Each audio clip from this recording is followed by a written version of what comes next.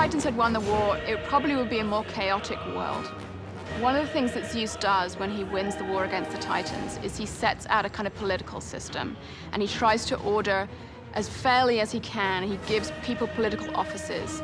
Brothers, put aside the petty grievances that have splintered us for so long.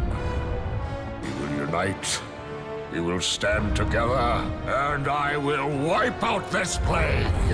Olympus will prevail. The Titans represent an earlier stage in Greek civilization. They're always portrayed as more savage. They're unorganized, reactive, thoughtless people. They're brutes. It would be difficult to imagine how human beings could figure out a way of dealing with the Titans and their unpredictable rages. I'd think we would tend to be just cowering in fear of their cosmic rampages and frantically offering sacrifices of anything we could, hoping that something would work.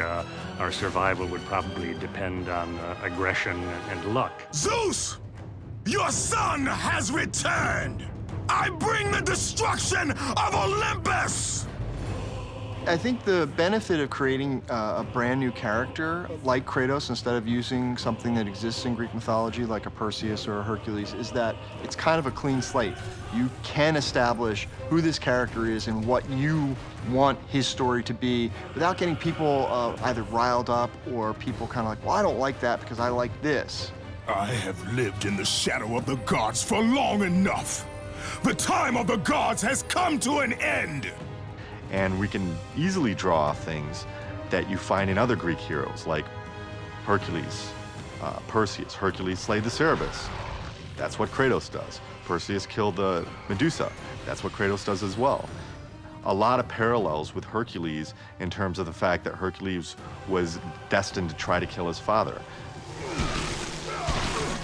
Those types of things we can inject into a fresh character along with anything else that we want to inject into that. The biggest risks with doing that, however, is you better create with something that people resonate to. Because if you miss the mark, there's nothing for them to grab onto.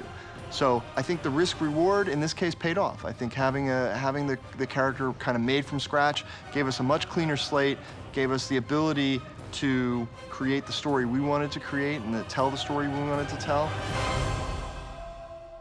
Ultimately, Greek mythology is a package of stories dedicated to making sense of the human condition. What I mean, really a lot of Greek mythology is the hero's journey, and how we interpret what that means, we can interpret it in many ways. The hero's journey can be almost in psychological terms as a search for the self. It can be a search for one's place in society.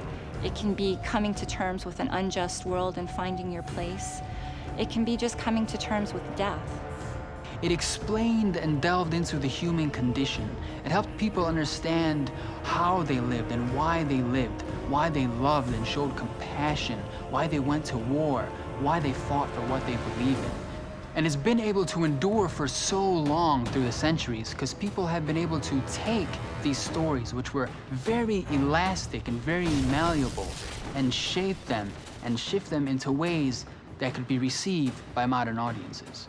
And so the reason the stories evolve, we get many different versions of Greek mythology, is because, the stories evolve as the questions change and as the answers change through time and through different societies. Mythology is always evolving because the circumstances of human life are always changing, and humans need new narratives to make sense of new circumstances, so they create new mythology. With the mighty Titans as his allies, Kratos sets forth on a new epic war whose scale is yet to be seen in history. And so, the end has begun.